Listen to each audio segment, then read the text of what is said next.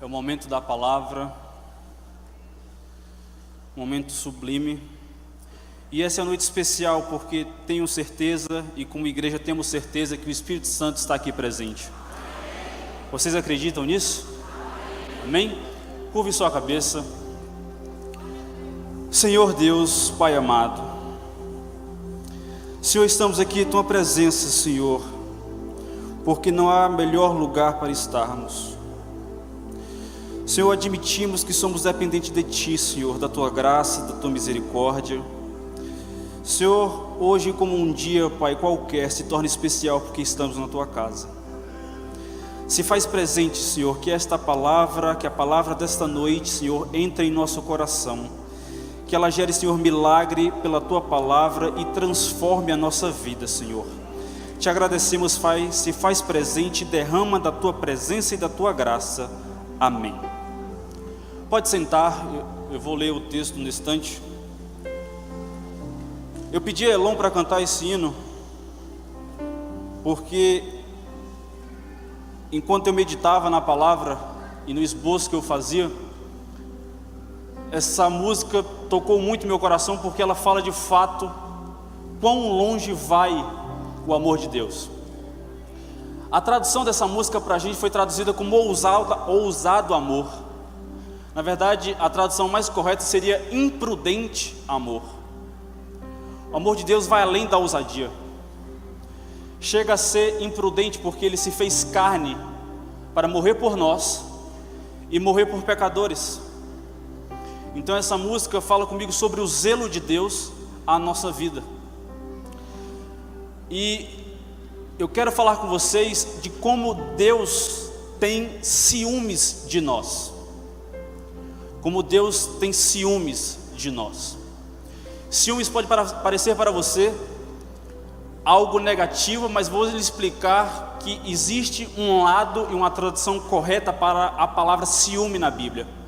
Mas antes disso eu quero lhe contar uma história.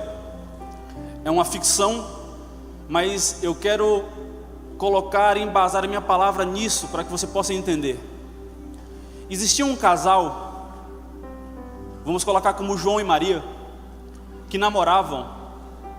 E Maria era perfeita, era linda, de família, bem educada, cristã, serva de Deus, entendia e mostrava o seu amor perfeito a João. João, apaixonado por Maria, e com o tempo se passa, ele percebe que ele quer casar com Maria, que Maria é o amor da vida dele. Então João faz aquilo que todo homem sonha, pedir a mulher em noivado, aquela coisa linda, maravilhosa, porque ela é especial e ela merece isso.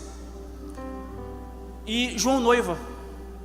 E então passa-se o tempo, João casa com Maria, aquela menina perfeita, linda, bem educada, de família, e passa o primeiro ano maravilhoso de casal. Só que depois de um tempo, João chega em casa depois do trabalho, cansado, e percebe Maria totalmente arrumada, bela, para sair. Então João fala assim: eu esqueci de alguma data especial? É alguma coisa que eu esqueci? Por favor, me fale. E ela, sem graça, falou: não. Então eu vou me arrumar para que eu possa sair com você, porque eu preciso estar arrumado para sair com você tão bela. E ela fica sem graça assim mesmo. Então João percebeu o clima que estava ocorrendo dentro de casa, e ele perguntou: o que aconteceu? E ele percebeu que Maria estava vestida com um vestido que ela usou no seu primeiro jantar com João. Ela estava magnífica. E ela falou assim: eu não quero sair com você hoje à noite. Eu quero sair com meus antigos amores. E João, obviamente extasiado: mas como assim? Eu sou o seu marido. Mas 90% eu sou perfeita para você. Eu sou uma boa esposa, eu lhe amo, eu cuido da casa, cuido da família. Mas 10% eu quero para os meus antigos amores. Eu não quero você comigo essa noite. E a lição que eu aprendo aqui é que tipo de noiva somos para Jesus retornar. Somos uma noiva perfeita que se dedica a Ele 90%. Deixa eu te falar, Jesus quer uma noiva que é 100% dele. Não importa se você é perfeito, se você louva a Deus, se você estende a mão, se você jejua, mas 23 horas e 59 minutos você se dedica a Ele, mas 1 minuto você esqueceu de se dedicar a Ele, Ele não te divide com ninguém. Deus é o Deus de tudo, e por conta disso Ele quer que você seja completamente dele. Amém? E é nessa palavra, nesse contexto, que eu quero lhe mostrar que nós pertencemos a Deus, que Ele quer que nós somos dele 100%, completude, e Ele tem ciúme de nós quando nós somos divididos por outra coisa senão Ele. Amém? Abra comigo no livro de 1 Coríntios, capítulo 6. Eu vou ler 2 textos com você.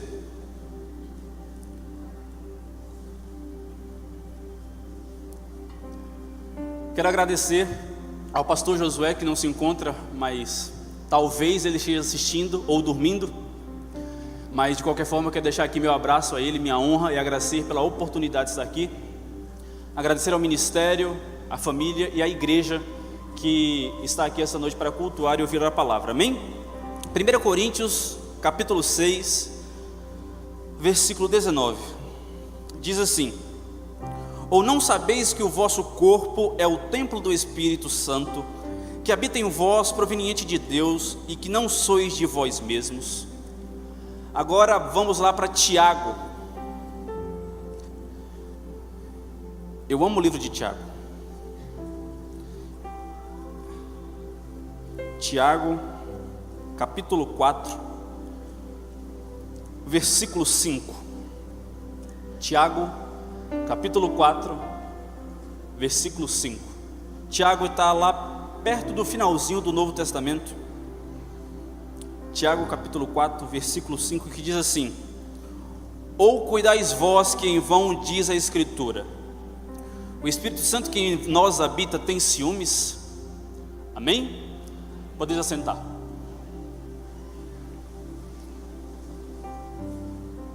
A palavra aqui, ciúme, para muitos pode parecer pesada ou colocada de forma errada, mas como o Tiago disse, o que diz as Escrituras, ele está remetendo ao texto lá em Êxodo 34, 14, que diz que porque te não inclinarás diante de outro Deus, pois o nome do Senhor é zeloso, Deus zeloso é Ele.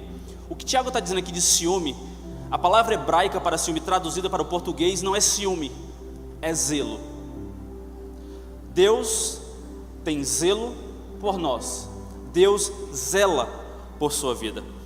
Então, podemos entender que quando Deus é zeloso por nós, fica implícito que Ele quer e Ele deseja que nós cumpramos os seus mandamentos, porque através da nossa decisão de amar a Deus, de viver o zelo dEle em nossa vida, poderemos viver a misericórdia na nossa vida. Porque quando decidimos sair da mão de Deus, eu não acredito que Deus tira a mão sobre nós, eu acredito que Ele mantém estendida e é da nossa escolha sair debaixo dela ou não. Deus é misericordioso.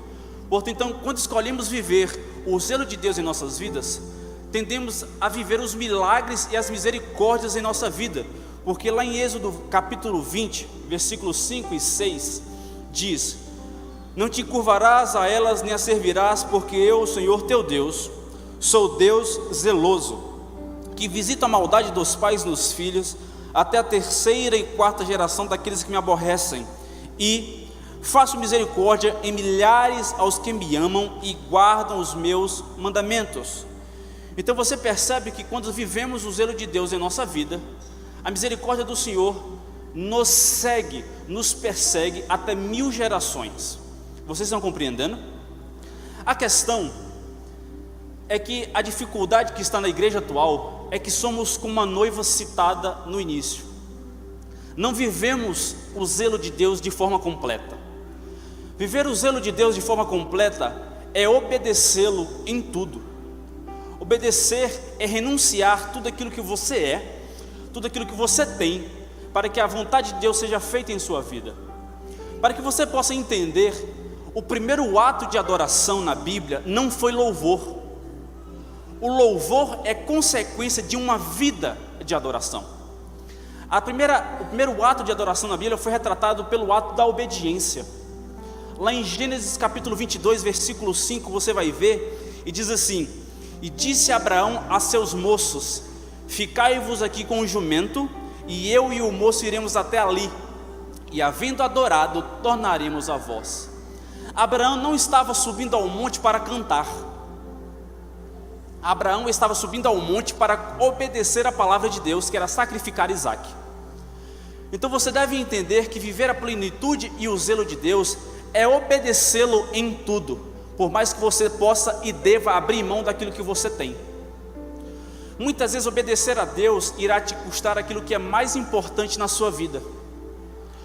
A plenitude da obediência muitas vezes irá testar até onde você vai por Deus, até onde você está disposto para viver o zelo de Deus em tua vida, aonde você está disposto a sacrificar aquilo que é mais importante na sua vida, para que você viva o zelo de Deus em sua vida. Então, existem 3 coisas que possamos entender, viver e passar a acreditar, e devemos cometer para viver o zelo de Deus. O primeiro passo é a exclusividade. Para vivermos o zelo de Deus e para compreendermos que Deus tem ciúme de nós, devemos entender que nós devemos ser exclusivos de Deus. Nós somos propriedade exclusivos do Senhor. Efésios capítulo 1, versículo 13 e 14, se você puder abrir comigo. Efésios capítulo 1, versículo 13 e 14. O primeiro ponto é exclusividade.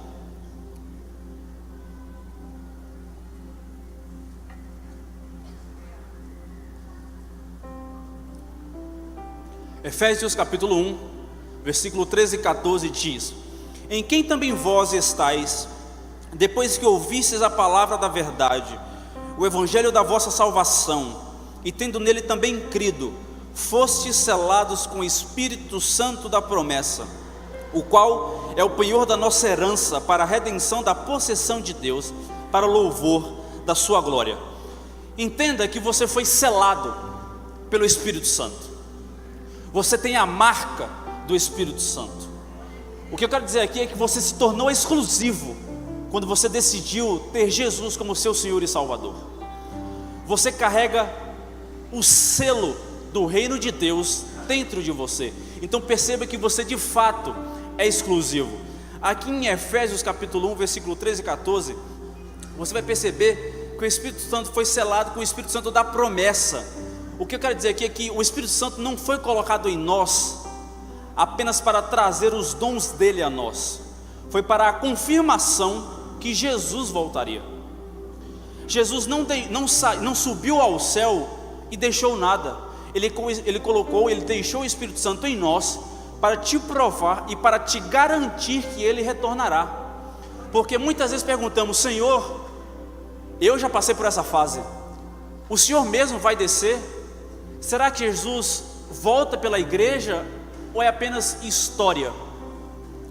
Mas o Espírito Santo e a atuação do Espírito em nós, a marca dele diariamente sendo colocada em nós, acendida em nós, é a prova da garantia que ele retornará.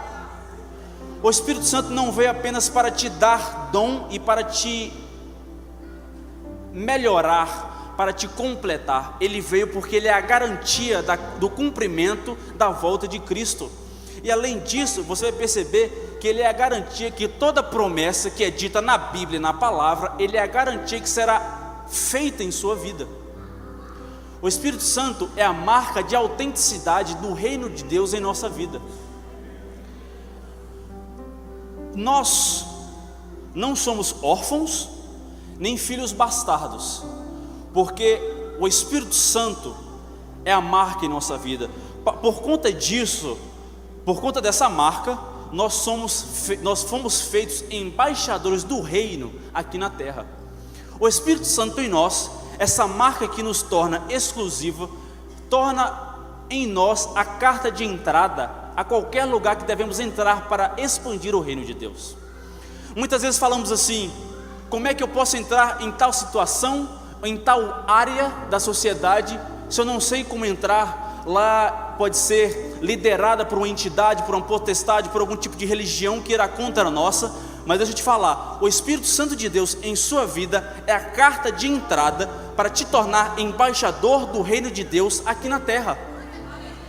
Você se tornou exclusivo e empoderado pelo Espírito Santo de Deus para você cumprir a sua missão. Você é exclusivo de Deus.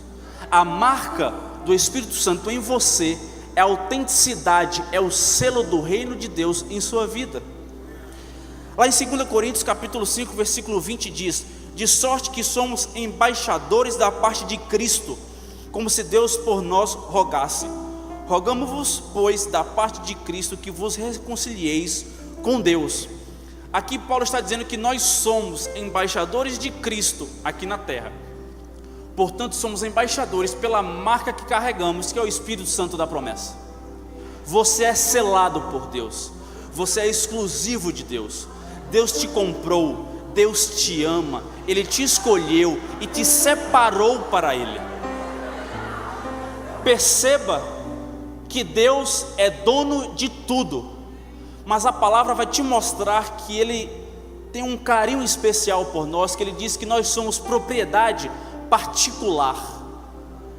Então entenda como se fosse tudo no mundo, é como se fosse o jardim da nossa casa. Qualquer um que quiser pode passar por cima do nosso jardim, mas o tesouro é aquilo que está guardado no mais íntimo do nosso lar, e nós somos isso, propriedade exclusiva de Deus. Só Deus pode tocar na gente. Isso estamos aprendendo na terça-feira, que só quem tocou em Jó, Satanás, porque Deus permitiu que fosse tocado. Portanto, Satanás não vai tocar na sua vida, porque você é exclusivo de Deus. Compreende isso? Compreende que tudo aqui pertence a Deus, mas você é propriedade particular, tesouro pessoal dele. Ele pagou caro por nossa vida. Ele derramou o sangue na cruz do Calvário.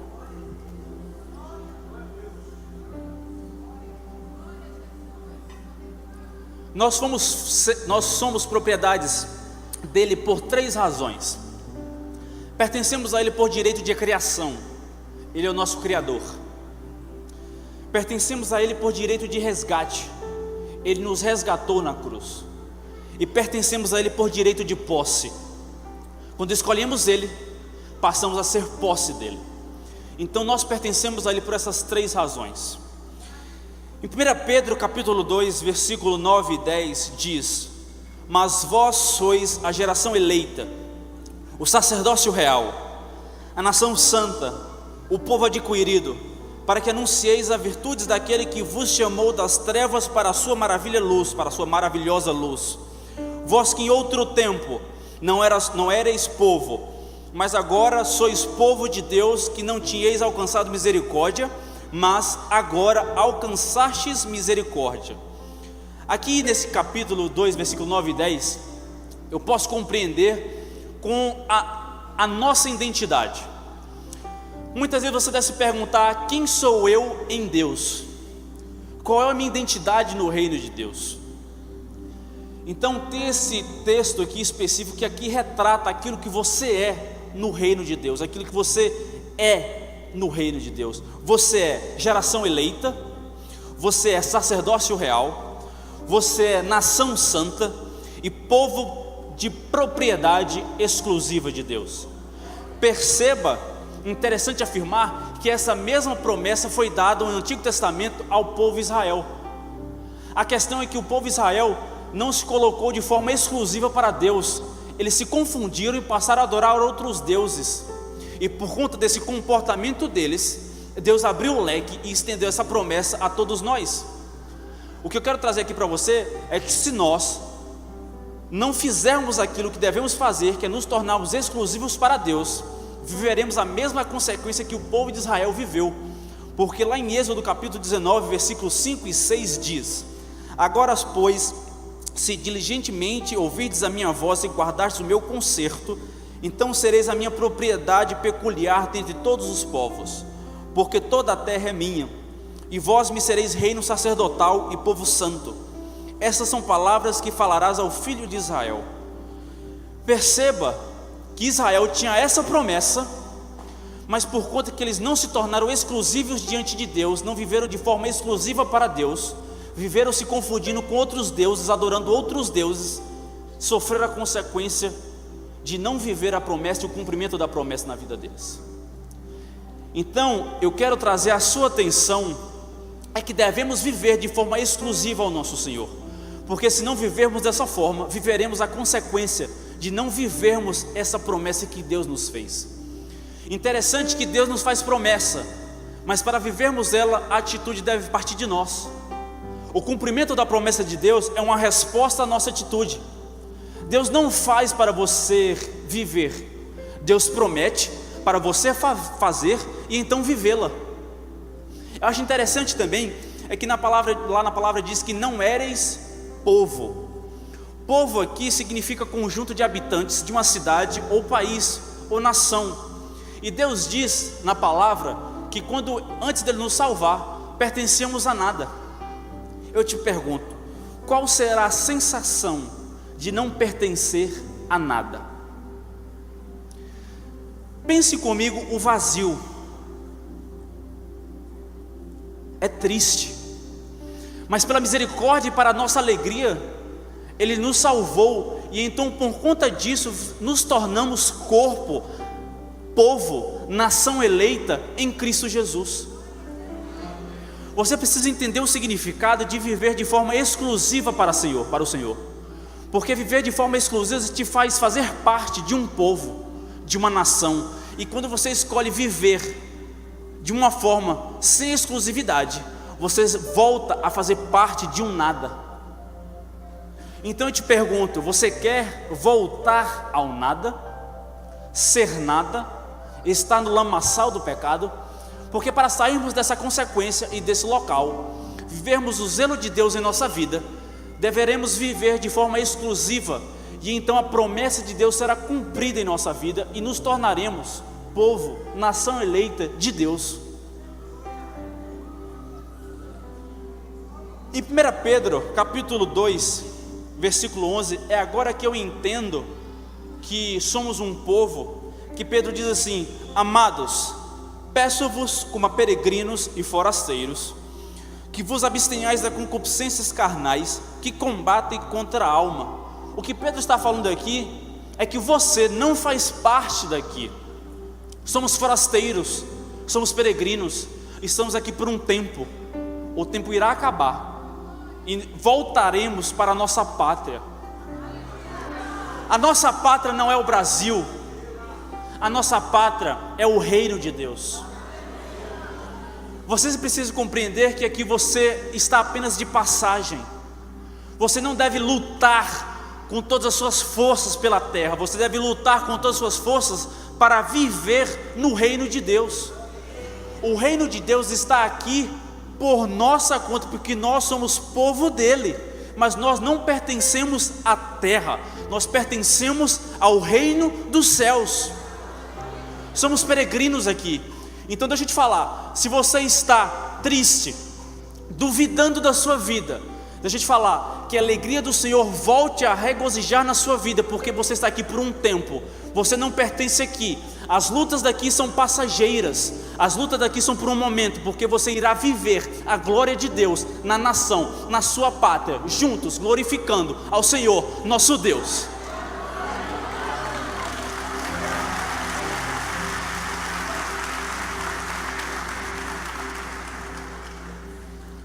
Nós temos a compreensão que nós escolhemos Deus. É um pensamento totalmente errado.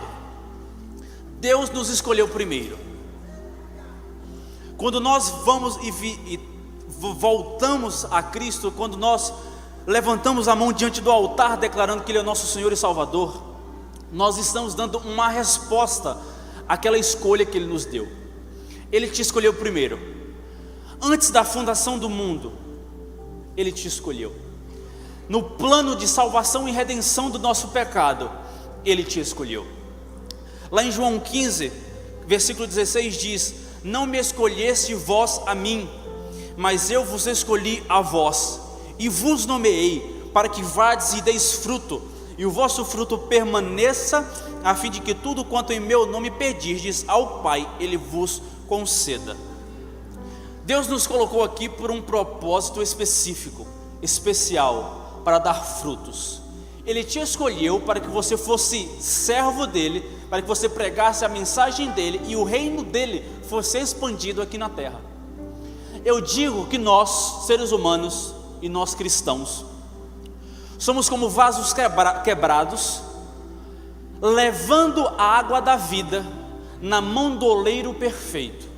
Ele te colocou aqui, apesar do teu pecado e da tua alma quebrada, com um propósito: levar a água da vida aos cativos, para que juntos possamos saquear o inferno e que o reino de Deus seja pregado em nosso meio. Só que eu pergunto a você: se somos pertencentes do reino de Deus, se nós somos peregrinos aqui no reino de Deus, se nós somos peregrinos aqui na terra, então entendemos que nós temos uma identidade nele. Nós devemos ser um estilo de vida do reino de Deus. Nós devemos ter um modo de falar, o idioma do reino. Nós devemos expressar pelo nosso semblante e pelo nosso falar, pela nossa caminhada, pelas nossas atitudes, a expressão do reino. A nossa palavra, a palavra do reino é o nosso alimento. Os nossos hábitos devem refletir o reino de Deus em nossas vidas. Devemos ter o amor pelo reino, devemos amar o pecador e abominar o pecado, porque isso está sendo confundido. Estamos amando o pecado e abominando o pecador, ou muitas vezes indo ao extremo, abominando o pecador e o pecado. Então, viver o estilo de vida do reino é amar a todos, independente daquilo que eles são. Eu te pergunto, estamos vivendo de fato a identidade do reino de Deus? Estamos vivendo de fato a exclusividade que o reino de Deus nos traz? Essas coisas que eu falei aqui estão sendo colocadas em prática por nós? Quando as pessoas olham para nós, eles possam ver o semblante do reino de Deus brilhando em nossa face? Ou elas confundem com quem você é, a quem você pertence, a quem você serve? As pessoas precisam te perguntar: você é cristão? Ou muitas vezes, você tem certeza que você é cristão? Porque muitas pessoas não querem viver o reino de Deus, mas mesmo assim elas sabem a identidade do reino de Deus. Então, viver de forma exclusiva a Deus é ter a identidade do reino de Deus e colocá-la em prática dia a dia, diariamente. Viver a exclusividade de Deus é estar na terra e ser diferente. As pessoas possam olhar para você, para nós e ver: ele não pertence a este lugar, ele não é de Feira de Santana, ele não é daqui do bairro, porque ele é diferente. Se ele fosse aqui do bairro, ele agiria dessa forma. Não se deixe levar pelo que você é ou da onde você vive, porque não somos frutos do meio, somos frutos de Deus. Aquilo que você se torna é aquilo com graça e misericórdia que Deus quer que você se torne. Você é fruto dele, frutifique aquilo que Deus quer que você seja. Não seja fruto do meio, seja fruto de Cristo.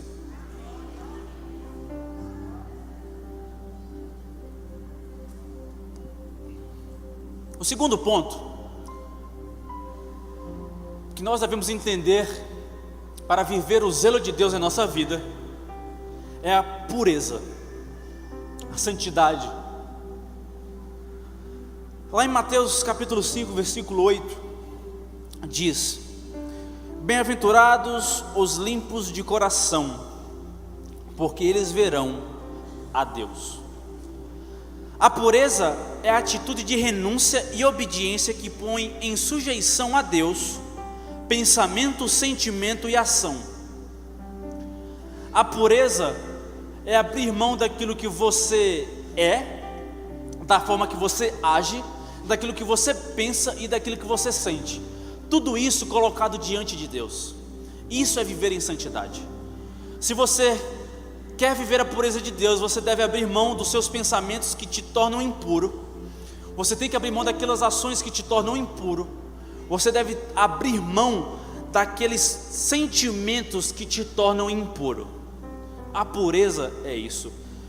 A pureza começa do nosso íntimo, dentro de nós, e da forma que vivemos dentro de nós, ela traz e volta, sai para o nosso exterior, para que todos possam ver a santidade de Deus em nossa vida. Ela não começa de fora para dentro, para dentro. Ela começa dentro de você, para fora. E dessa forma ela irá tomar conta dos seus hábitos, das suas ações, daquilo que você faz, da forma que você age. Quando você vive a pureza completa de Deus que nasce dentro de você, você não precisa forçar que os seus hábitos se tornem puros, serão consequência. Quando você está tendo dificuldade, ou quando você está dizendo assim: poxa Deus, só dessa vez, só mais uma última vez, deixa eu te falar, a pureza de Deus não está nascendo dentro de você, é fachada. Porque quando você vive de fato a pureza de Deus e a santidade diária na vida dele, as consequências na sua vida são simples, são automáticas. Você não quer mais viver em pecado, você quer viver mais parecido com Cristo. Porque quando você se torna puro e trabalha a santidade em sua vida, você faz com que o exemplo de Cristo seja trazido em sua vida. Viver a santidade de Deus é cada dia mais se tornar parecido com Cristo. Agora eu te pergunto, com quem você está parecido? Com quem nós estamos parecendo? Como igreja, quem nós estamos transpassando e trazendo para o nosso estereótipo para as pessoas lá de fora? Quem você reflete? Quem nós refletimos? A pureza de Deus e a santidade transforma a nossa vida, transforma a nossa fala, transforma o nosso jeito de viver, transforma aquilo que nós somos. Viver a santidade de Deus, você não precisa dizer ao próximo: eu estou mudando. O próximo irá olhar para você e mostrar: você mudou.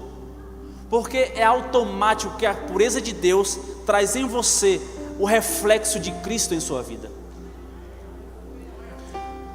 Lá em Romanos capítulo 12, versículo 1 e 2 diz: rogo-vos, pois, irmãos, pela compaixão de Deus, que apresentei o vosso corpo em sacrifício vivo, santo e agradável a Deus, que é o vosso culto racional. E não vos conformeis com este mundo, mas transformai-vos pela renovação do vosso entendimento, para que experimentais qual seja a boa, agradável e perfeita vontade de Deus. Ser puro, trabalhar a santidade em nossa vida, é viver a boa, perfeita e agradável vontade de Deus. Você trabalhar a santidade na sua vida é viver aquilo que Deus quer para a sua vida. Então muitas vezes estamos em uma colocação, estamos em um estilo de vida que perguntamos a Deus: por que eu não estou vivendo o que o Senhor quer?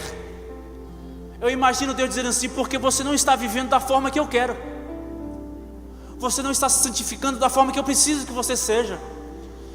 Eu quero lhe dar, eu lhe prometi a perfeita, boa e agradável da minha vontade, mas você não está vivendo aquilo que é necessário viver para tê-la, para alcançá-la. A questão é que Deus não está abrindo mão, Ele já te deu. O problema está em nossa vontade de alcançar a vontade. Não queremos nos tornar santos, não queremos abrir mão daquilo que fazemos e somos para alcançar essa vontade. Queremos viver o que Deus prometeu, mas não queremos viver sobre a lei de Deus. E para viver a lei de Deus e suas promessas, devemos nos santificar, porque Deus não divide você com o pecado. Você é exclusivo, e sendo exclusivo para viver a perfeita e boa vontade de Deus, você deve ser puro. Você primeiro deve ser exclusivo. Depois que você se torna exclusivo, você escolhe ser puro, viver em santidade. Interessante, lá em 1 Pedro, capítulo 1, versículo 15 e 16 diz: mas como é santo aquele que vos chamou, sede vós também santos em toda a vossa maneira de viver, porquanto está escrito sede santos, porque eu sou santo. Devemos ser santos porque aquele que nos salvou é santo.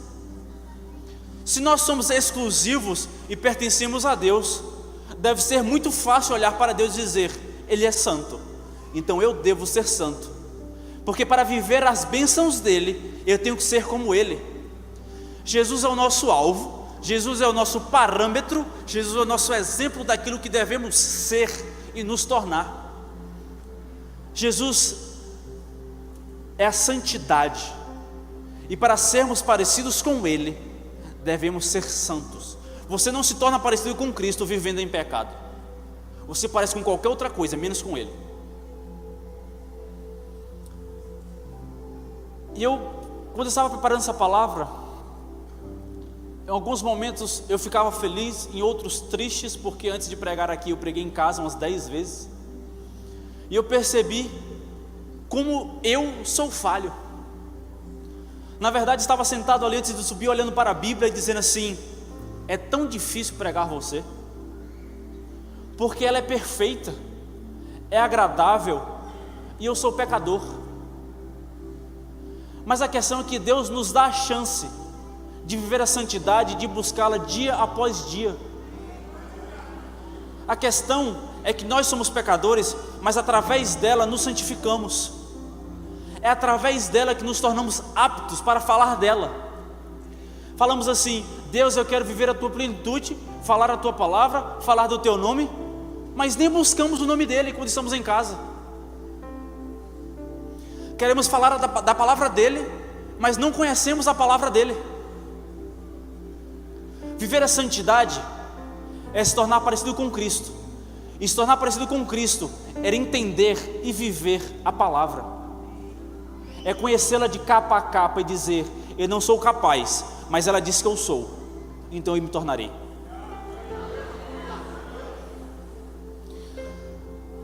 Se entendêssemos aquilo que a pureza e a santidade nos traz, a palavra nos diz que através da nossa santidade iremos fazer parte da divindade, da natureza divina de Deus. Viver a santidade de hoje é escolher ser aquilo que Deus quer que nós sejamos amanhã. Eu pergunto a você: quem você quer ser no futuro? Onde você quer estar no futuro? E a palavra te ensina passo a passo para ser santo. A palavra te ensina passo a passo a forma de chegar e se tornar parte da natureza divina de Deus. Em 2 Coríntios, capítulo 3, versículo 16 e 18 diz: mas quando se converterem ao Senhor, então o véu se tirará. Ora, o Senhor é Espírito, e onde está o Espírito do Senhor, aí há liberdade. Mas todos nós, com cara descoberta, refletindo como um espelho a glória do Senhor, presta atenção, somos transformados de glória em glória, na mesma imagem como pelo Espírito Santo do Senhor. Quando buscamos a santificação, a santidade de Deus, passamos a refletir o Senhor. E quando Paulo fala aqui na sua carta a Coríntios, somos transformados de glória em glória, ele está falando de estágios. Quando eu busco ser santo aqui, a primeira vez, a segunda vez será menos trabalhoso, porque uma santidade chama a outra, um degrau chama o outro, de glória em glória. É estágio. Quando você sobe o primeiro degrau, você conhece a força que você teve que ter para subir o segundo. Então você passa a conhecer o passo a passo que você deve cometer. Então, transformados de glória em glória é viver passo a passo em santidade e viver a plenitude de Deus em sua vida. É compreender que se você errar, você tem mais uma chance, de glória em glória, de glória em glória, de glória em glória. Deus tem misericórdia da nossa vida, minha e da sua vida, porque Ele diz assim: você é falho, mas de glória em glória eu te dou a chance que você possa se santificar na minha presença. Somos falhos, mas eu digo, você consegue, de glória em glória, pelo Espírito Santo do Senhor. De glória em glória você é transformado, você passa a refletir o Espírito do Senhor na sua vida.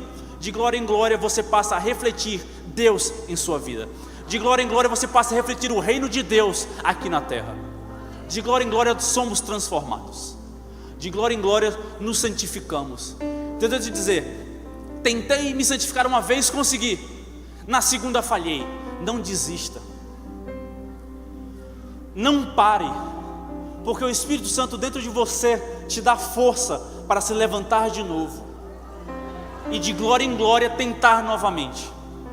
Sede santos, santificai-vos, dia após dia. O outro passo aqui em Efésios 3, versículo 19 diz: e conhecer o amor de Cristo, que excede todo entendimento, para que sejais cheios de toda a plenitude de Deus.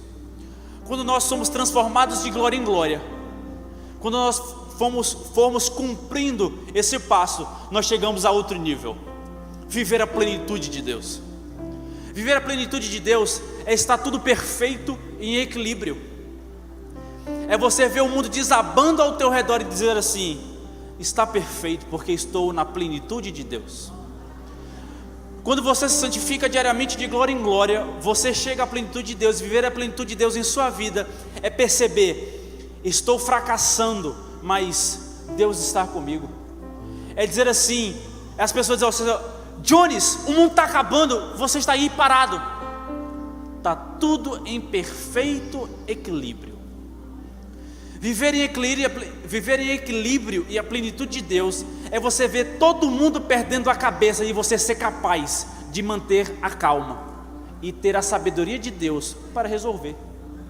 Viver a plenitude de Deus é você estar em um meio, uma sociedade que você não faz parte dela, mas você conseguir influenciá-la pelo reino de Deus.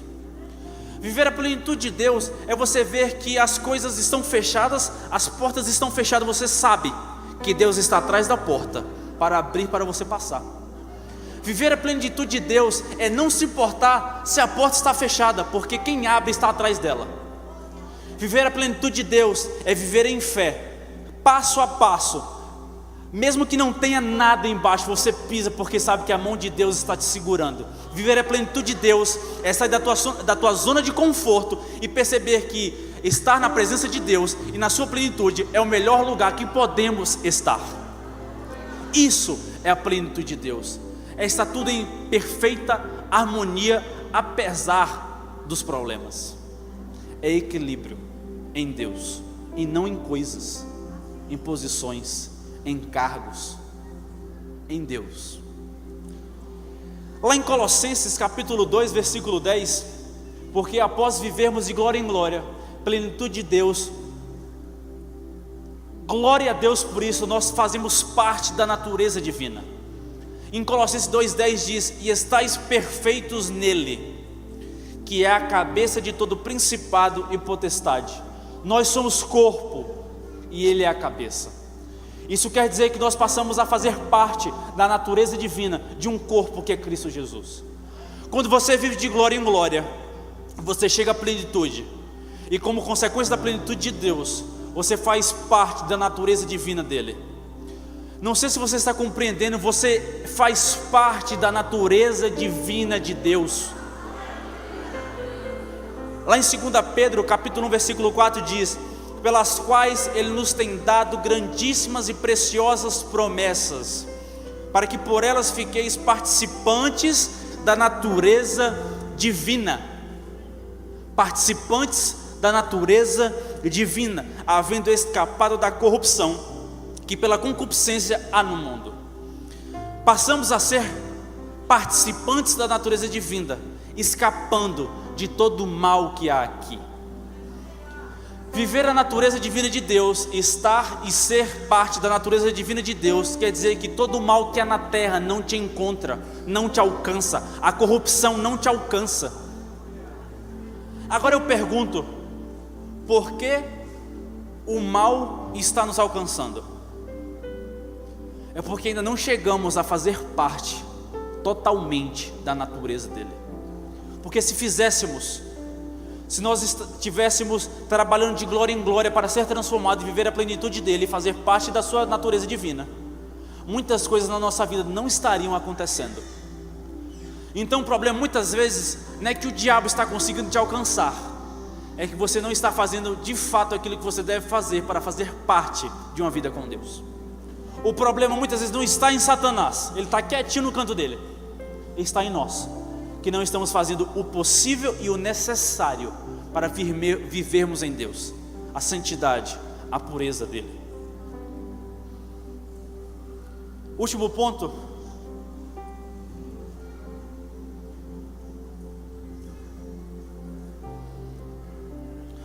é fidelidade.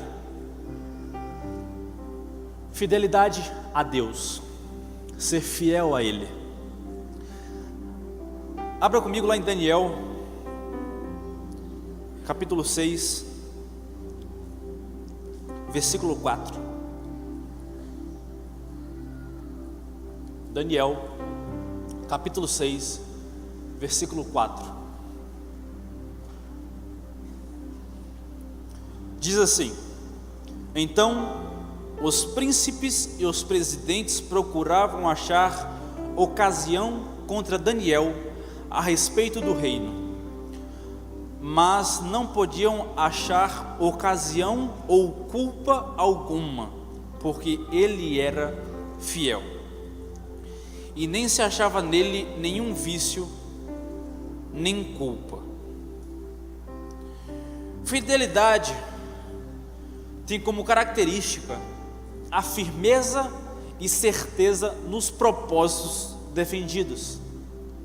Fidelidade é a sincera lealdade a alguém ou algo. Daniel foi tão fiel a Deus que, apesar de pecador, não conseguiram encontrar falhas ou culpa alguma nele. O que podemos entender com essa palavra é que quando somos fiéis a Deus, pessoas irão vir contra nós, mas não irão achar falha alguma em nós. Ser fiel a Deus é se colocar debaixo da causa dele e viver a plenitude dele. É estar debaixo das asas dele e ninguém conseguir te encontrar nenhum mal, nenhum vício, nenhuma culpa. Ser fiel a Deus é negar tudo o que o mundo nos oferece e abraçar a causa do reino de Deus. Ser fiel a Deus é abrir mão de muitas coisas que nos oferecem diariamente e dizer assim: eu sou fiel a Deus. É negar manjares, negar o pecado, negar as propostas, muitas vezes vão lhe parecer boas, completas, agradáveis, bonitas, bonitos, perfeitos, mas você diz assim: não vem de Deus, eu sou fiel a Ele. A fidelidade tira de você o prazer momentâneo e te dá o prazer eterno nele. Ser fiel a Deus é conseguir ver que os manjares da terra dizem assim: ó, isso é pouco comparado ao que Deus é na minha vida. Ser fiel a Deus é você dizer assim: é bom, ok, ser fiel a Deus é melhor. É você ver seus familiares vivendo em alegria momentânea, mas dizer assim: ser fiel a Deus é muito melhor que isso. Porque ser fiel a Deus é levantar todos os dias e ter o sentimento: não falta nada aqui, porque Deus está comigo. Porque quando não vivemos em fidelidade, acordamos dizendo assim: falta alguma coisa, meu coração está vazio. E aí onde entra os vícios, os males, as propostas, que podem te preencher como vapor, que logo aparece e se vai. A fidelidade de Deus completa a nossa vida. É caracterizado pela incorruptibilidade, pela sinceridade. Ser fiel a Deus é não ser corruptível, é não ser quebrado pelo aquilo que o mundo te oferece. Daniel era fiel a Deus. Daniel nos ensina como devemos ser fiel a Deus, independente das pessoas ao nosso redor, independente dos cargos e posições que tentam nos tirar de lá. Perceba que Daniel e a sua fidelidade colocou ele naquela posição, ao ponto de todo o reino e os líderes tentarem contra ele. Ser fiel a Deus é você não se apegar aonde você está, porque Deus te dará posição porque você é fiel a Ele. Daniel estava ali porque ele era fiel a Deus, e pela fidelidade ele era um homem usado por Deus, se tornou um homem da vontade de Deus. Ser fiel a Deus é ser isso, ser fiel a Ele em tudo. Daniel nos mostrou que é possível viver uma vida fiel a Ele, porque temos a tendência, irmãos, de separar nossa vida cristã da nossa vida secular. Queremos ser fiel a Deus dentro da igreja e viver o cotidiano e o mundo sem colocar nossa fidelidade a Ele. Nosso problema está aqui, que dividimos a nossa vida, ou pelo menos tentamos. Deixa eu te dizer, quando você escolheu Deus e ser fiel a Ele, você não é dividido. Ser fiel a Ele é independente de onde você ande ou esteja. Daniel nos prova lá no capítulo 1, versículo 8, nos prova que conseguimos, se escolhermos, nós conseguiremos viver a vida com fidelidade a Deus, onde estivermos. Daniel fala assim: e Daniel assentou no seu coração não se contaminar com a porção do manjar do rei, nem com o vinho que ele bebia. Portanto pediu ao chefe dos eunucos que lhe concedesse não se contaminar. Não é Deus que escolhe por você não se contaminar, é você que escolhe em Deus não se contaminar com os manjares do mundo. Enquanto você dizer assim, é impossível não se contaminar, lembre de Daniel. Ele estava em posição, ele era líder, ele se tornou líder depois do capítulo 1, na verdade. Mas ele nos mostrou que não precisa separar a nossa vida para viver a fidelidade de Deus. Eu te pergunto, o que somos lá fora? Quão somos fiéis a Deus lá fora? Não dentro da igreja, porque ser fiel aqui é muito fácil. Todo mundo está sendo fiel. É fácil ter uma aparência para quem é fiel. Ser fiel a Deus é depois da porta. É para que o mundo veja que em você, que você é fiel a Deus. Que diga assim: não me ofereça, porque eu sou fiel a Deus e a causa dele. Ser fiel a Deus é lembrar dele todos os dias e do sacrifício dele. Irmãos, pensem comigo. Jesus era carpinteiro.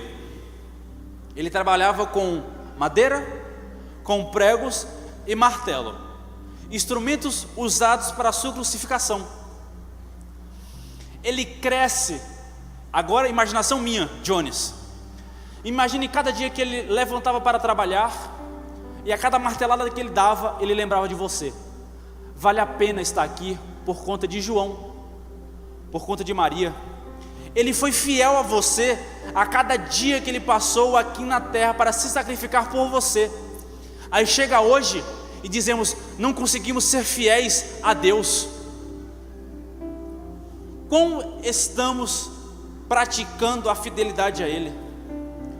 De que forma estamos lembrando da vinda dele aqui na terra? Porque ser fiel a Deus é negar tudo aquilo que nos oferece por aquilo que Ele negou por nós. Ele negou a sua divindade. Ele desceu do céu porque Ele foi fiel à causa, que era sacrificar a vida dele por nós.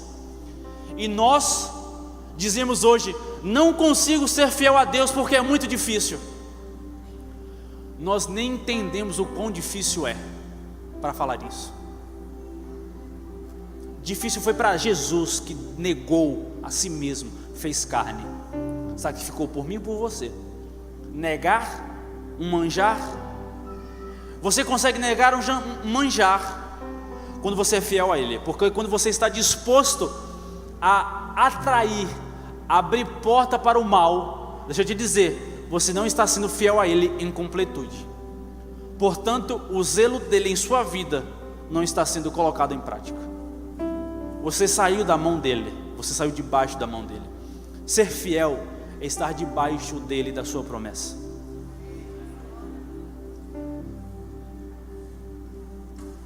Gênesis 39, versículo 22 e 23 diz: e o carcereiro mor entregou na mão de José todos os presos que estavam na casa do cárcere, e ele fazia tudo o que se fazia ali.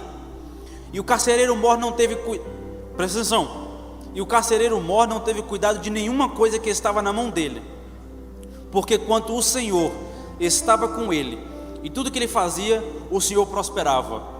Neemias capítulo 7, versículo 2 diz: eu nomeei Anani, meu irmão, e Ananias, maioral da fortaleza sobre Jerusalém, porque era homem fiel e temente a Deus mais do que muitos. Esses dois textos que eu li nos mostra que Deus nos colocará em posições se formos fiel a Ele. O carcereiro entregou as chaves do cárcere a José, porque ele viu e sentiu que o Senhor estava com ele, e tudo que ele fazia prosperava. E José, tudo que ele fazia prosperava porque ele era fiel a Deus. Ele não era fiel à sua sabedoria, ele não era fiel ao seu discernimento, ele não era fiel à sua habilidade de administrar, ele era fiel a Deus. Ananias e Anani não foi colocado em posição porque ele era fiel ao cargo, eles foram colocados porque ele era fiel a Deus. Então eu te pergunto, se formos fiel a Deus, eles nos colocarão em posição. Então eu trago a você, por que você não está na posição que você quer? É porque muitas vezes você não está vivendo em fidelidade a Deus, você está trabalhando para ser fiel ao cargo e não a Deus. Porque você não alcançou aquilo que você almeja, porque você está sendo fiel àquilo que você quer e não a Deus. Ser fiel a Deus é viver a promessa que Ele nos colocará em posição de destaque.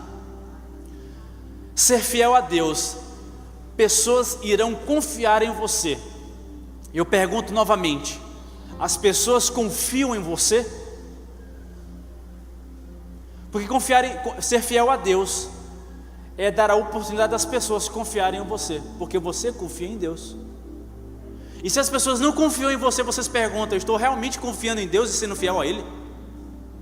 Então a palavra nos mostra que se formos fiel a Deus, Ele te colocará, nos colocará em posição de destaque.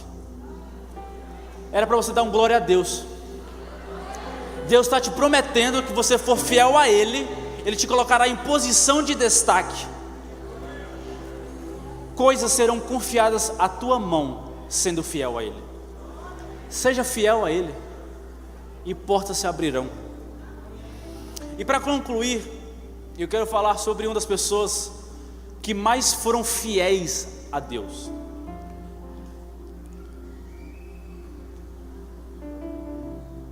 Estevão. Estevão foi citado rapidamente na Bíblia. Quem aqui conhece Estevão? Levanta a mão, por favor. Alguns não conhecem. Eu vou te dizer quem é Estevão. Nós, eu e você, somos consequência da vida de Estevão. Eu vou te mostrar como.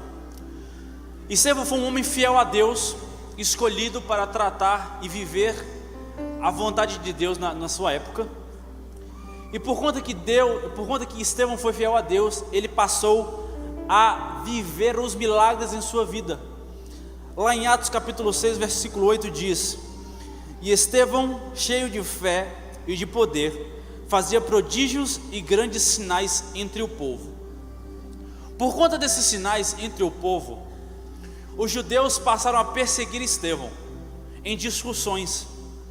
E por conta disso, Deus deu sabedoria a Estevão para que ele não fosse contra-argumentado, e ninguém conseguia vencer Estevão em argumentos, porque Estevão era fiel a Deus. E por conta disso, Estevão passou a ser perseguido de outra forma. Você vai perceber lá no livro de Atos que inventam blasfêmias na palavra de Estevão e diz que ele está blasfemando contra o templo e contra a lei de Moisés. E então passa a persegui-lo e o prendem, porque Estevão estava sendo fiel à vida de Cristo. Estevão estava sendo fiel à palavra que ele havia acreditado. Ele estava pregando Jesus, e ele foi preso por isso.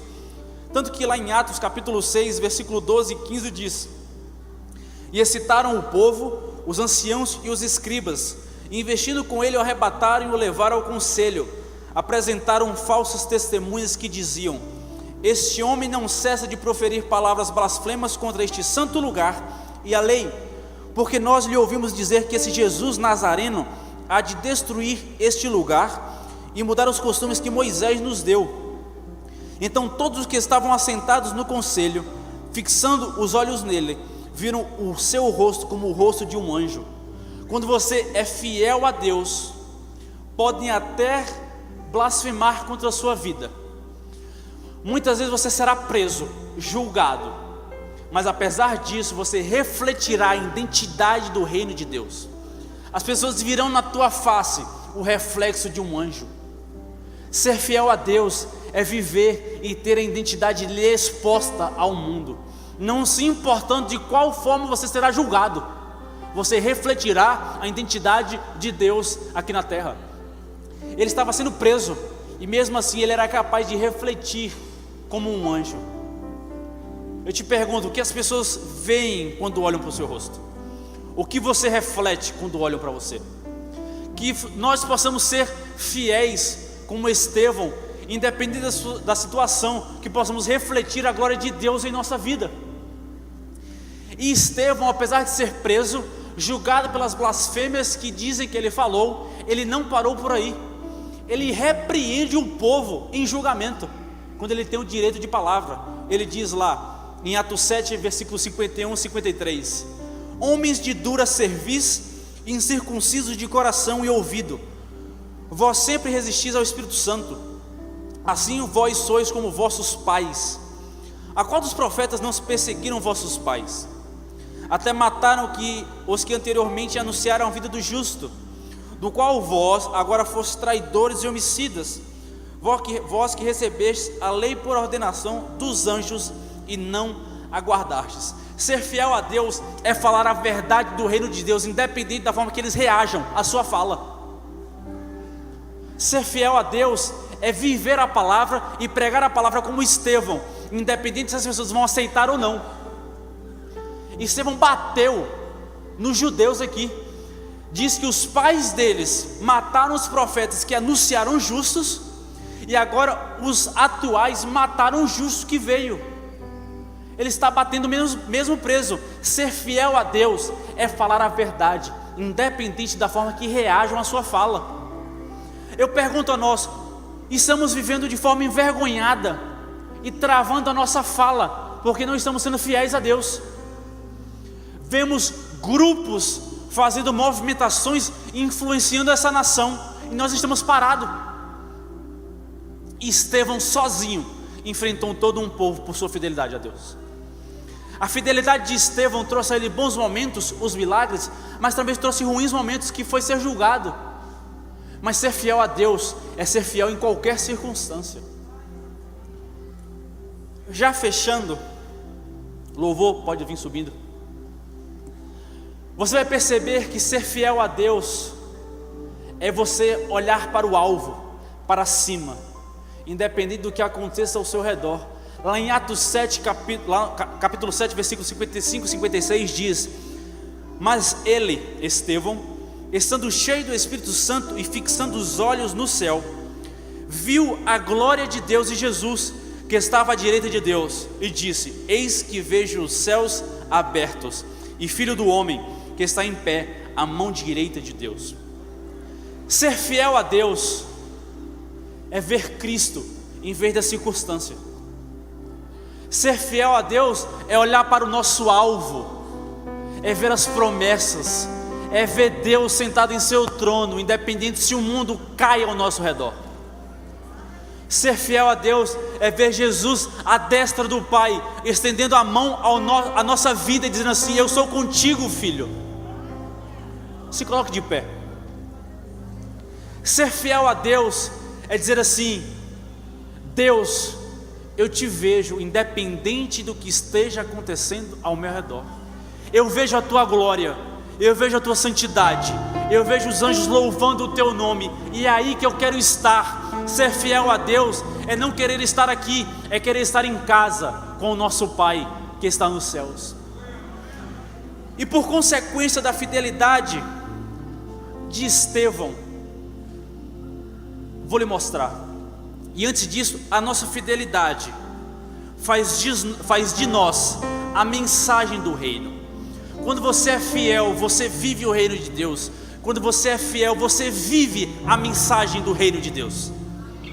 Muitas vezes as pessoas não têm a capacidade de pregar porque o chamado é outra coisa. Você pode viver a mensagem sendo fiel a Deus.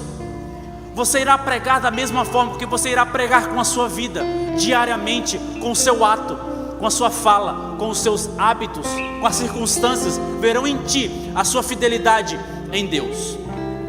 Por consequência da fidelidade de Estevão, concluindo, Atos capítulo 7, versículos 57 e 58, diz assim: mas eles gritaram com grande voz, vou ler aqui, taparam seus ouvidos, arremeteram unânimes contra ele, pode passar,